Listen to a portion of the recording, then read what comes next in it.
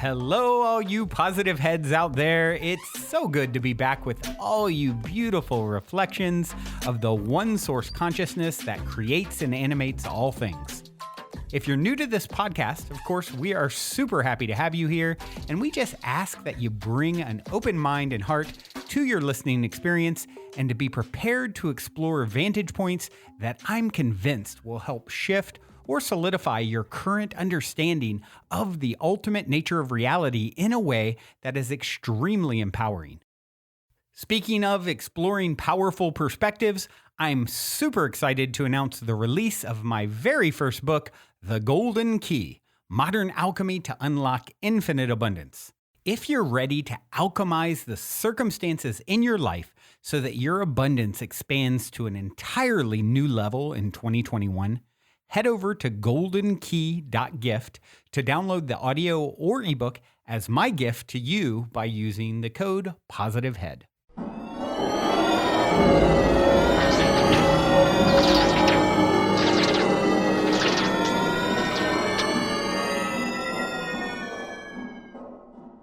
All right, all you positive heads, welcome. It is a magical Monday here in the studio.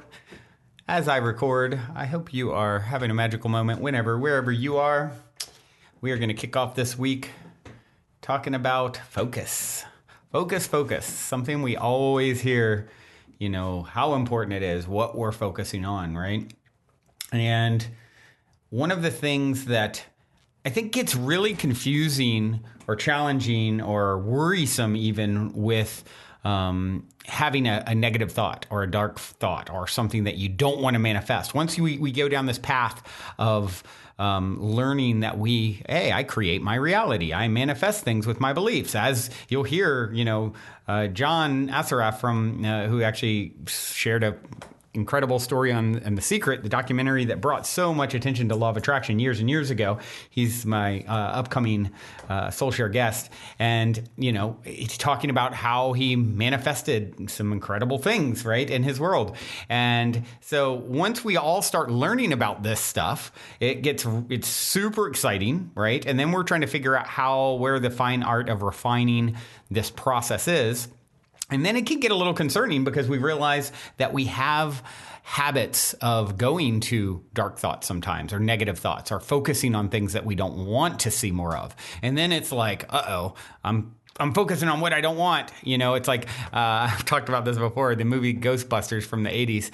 It was this, if you guys haven't seen it, check it out. It's a classic, and definitely a funny part is when at the end, it's like they realize like whatever they think about is going to manifest, and so they're all trying to clear their minds. It's like, it's near the climax of the movie, and the Ghostbusters are trying to clear their minds, and then all of a sudden this giant State Puff Marshmallow Man comes walking through, downtown New York or wherever they were. And it's like, what? Who thought of the State Puff Marshmallow Man? That, is then attacking them, this giant marshmallow monster thing. And so it's kind of like that. Like you start realizing like, oh my gosh, I don't want to attract that State Puff Marshmallow Man by giving too much energy to it. And first off, the good news is with 3D reality, you are here. Think of it as you're here getting your training wheels. You are here, as we level up to the next greatest and greatest version of ourselves, as we move to becoming more godlike in our creation, if you will, and able to instantly manifest things. Luckily, there's training wheels in 3D, and yes, that veil may be thinning, and things are increasing in the manifestation. The gap between thought and manifestation may be shrinking in some regards. Many would say, but we are still in a place in our evolution where luckily we get time to rethink things, and it's not manifesting instantly. You think about being on the other side when you cross over. You think about this idea of like, oh, you'll just think about something, it'll instantly appear, right? Makes sense. It seems like that sounds true. That feels true. If I think about what it would be like to be, on the other side, I can teleport, I can think of something, I can manifest anything, et cetera, et cetera. So we don't obviously want to focus on things that we don't want to see more of. Luckily, there's this buffer. We get a chance to rethink it. And, I came across something that jumped out to me last week sometime, I either had seen the quote or remembered it, or I forget exactly where it had come to me. And I believe it was Abraham originally. And Abraham was saying the trick is not to focus on avoiding thoughts, but rather to choose new ones instead, right? That's a big, big, big difference there. Once you start realizing it's not just about avoiding a thought, like running from a thought, right? Because whenever you try and run from something, it's like it keeps coming back up, right? So if you see a thought that you don't like and is tied to maybe an energetic, bandwidth that you don't, or swimming pool that you don't want to paddle around in, instead of like, oh my God, I got to run, I got to turn this off, and get into that fearful state, right? That's that panicky state. It's kind of like being swept out with the current of, the ocean. If you get into a strong riptide, they say just let it take you and then slowly, gently swim out to the side instead of panicking. And that's how a lot of times people end up drowning. So don't panic. Don't try and swim against the riptide that's happening in that moment. Observe it, relax about it, and don't try and fight it or avoid it. Send it love, and instead then focus on a new thought. Focus on something new. Choose a new thought instead. Focus in a way that you can retell the story. So whatever negative thought you just have, oh my gosh, I'm seeing these synchronicities that are pointing to this awful thing or whatever. Spin a new story. Make up a new story about what it means. Remember, you are the creator. And everything I found, think of how many people in your life have come in and they're sort of neutral by their energy. You can imagine what it'd be like for them to be your greatest ally and best friend. We've all experienced it in relationships, right? Most everyone has. Oh my gosh, I'm more in love with this person. I have the strongest, most powerful relationship I could ever dream of having. And then, I think back to, I just saw a Facebook post yesterday of a girl and guy who I believe they live in Arizona. I met him years ago through a mutual friend, actually someone who's been a guest on the show. I met through her. And this couple seemed like the lovely, perfect couple. And they do all these spiritual things together. He builds like these epic pyramids and, all this cool stuff.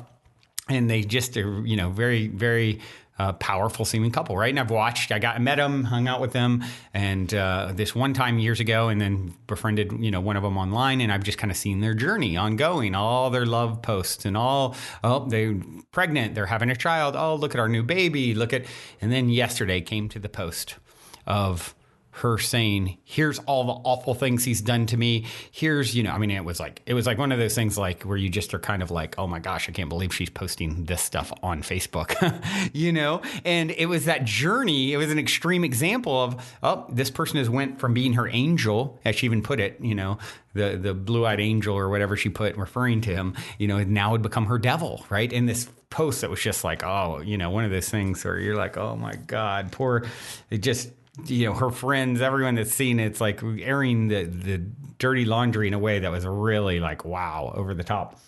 And to each their own, right? No judgment in that, but it was a lot. And I'm just thinking back to the journey here. This person had been the angel to her, and and now it's just like it's painting the picture of like the devil, right? And I have no idea what was going on there. I just met him once, but just using that as an example that comes to mind. How often have we seen in our own lives or in someone else's lives, or in this case with someone that you just kind of know, an acquaintance on Facebook, showing everything from the very sweet end of the spectrum to the other end. I think of it with a former business partner who I remember even saying to him jokingly, I don't know if you're Jesus or the devil, like, haha. I mean, he ended up doing some pretty foul things. So I think there was different timelines of roles this person could play based off of my energy. I had a fear years ago of someone trying to take advantage or screw me over, or, kind of conspiracy of like, oh, this person is up to no good.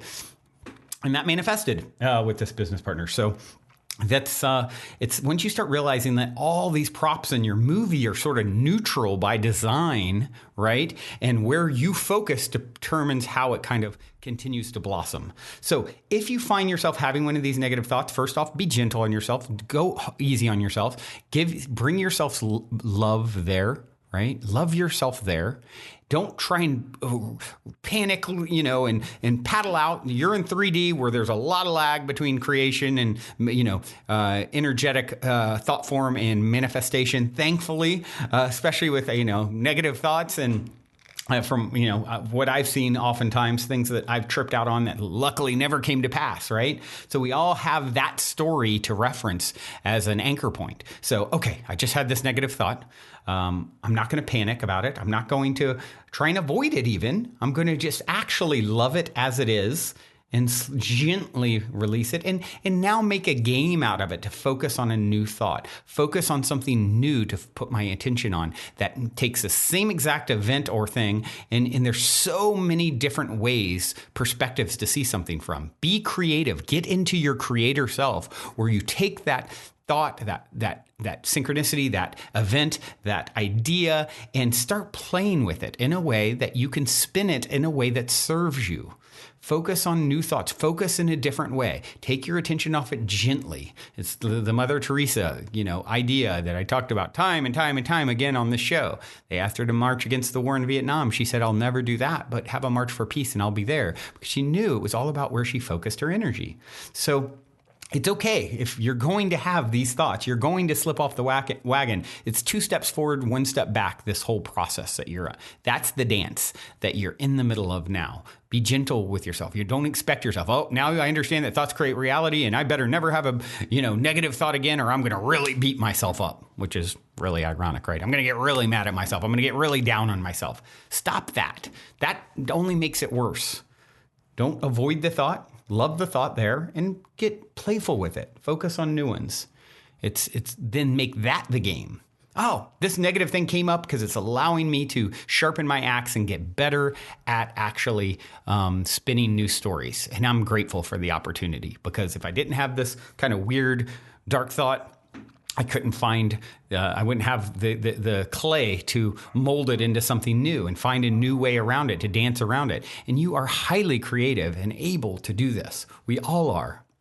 We've told stories so many times that are just so, think times in your life where you've told stories or gotten in your head about something, and then you look back and you're like, oh my gosh, what was I thinking? I was just way down a rabbit hole of weirdness, right? And not a good way, maybe. Okay, so let's do that in a good way. Let's start spinning these stories in a rabbit hole of something beautiful and something good and how it's going to lead you to where you're meant to go next. And it's all happening for you.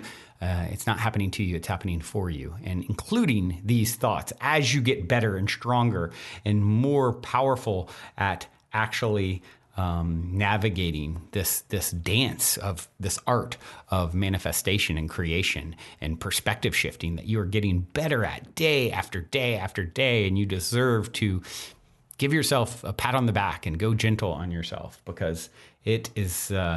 It hasn't been easy, and it's not easy always, but it's worth it. And you are doing it. I am so proud of you. You're such a beautiful reflection. Here we grow, everyone. With that being said, I have a song to leave you with. Artist I've been listening to a lot lately. New fave in the last year for sure. This is Il-Lo, IL:LO, and the song is called The Vega. Till next time, don't be scared to take this one, pop it in, dance to it, close. Optional.